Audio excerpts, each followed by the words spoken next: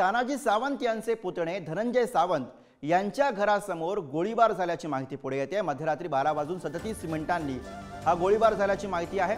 दोन अज्ञात व्यक्तींनी दुचाकीवरती येऊन गोळीबार केल्याचा दावा केला जातोय। धनंजय सावंत यांच्या सुरक्षा रक्षकाकडून हा दावा केला जातोय।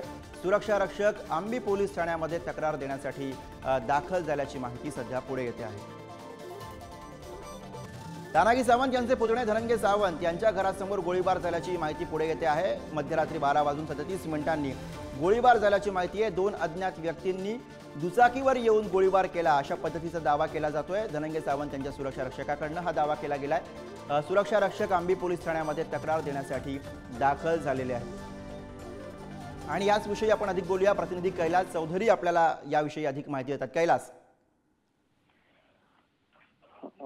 गुरुप्रसाद, 2 दिवसांपूर्वी पालकमंत्री तानाजी सावंत यांच्या दौऱ्यात खंडेश्वरी प्रकल्प येथे काही गोंधळ झाला होता आणि यातच माफिया राज असल्याचं मत तानाजी सावंत यांच्याकडून म्हणजे त्यांच्या पुतण्याकडून व्यक्त केलं जात होतं। काल रात्री 12:37 कोणीतरी अज्ञात 2 व्यक्तींनी त्यांच्या सोनारी इथल्याच घराच्या जवळपास गोळीबार केल्याचा दावा तानाजी सावंत यांचे अंगरक्षक आहेत त्यांनी केला आहे। त्यामुळे ते सध्या आंबी पोलीस ठाण्यात हे तक्रार देण्यासाठी थांबले असून अद्याप या बाबतीत कुठलाही गुन्हा दाखल झालेला नाही।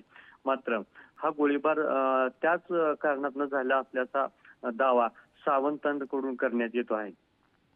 धन्यवाद कैलास या सगळ्या सविस्तर माहितीसाठी।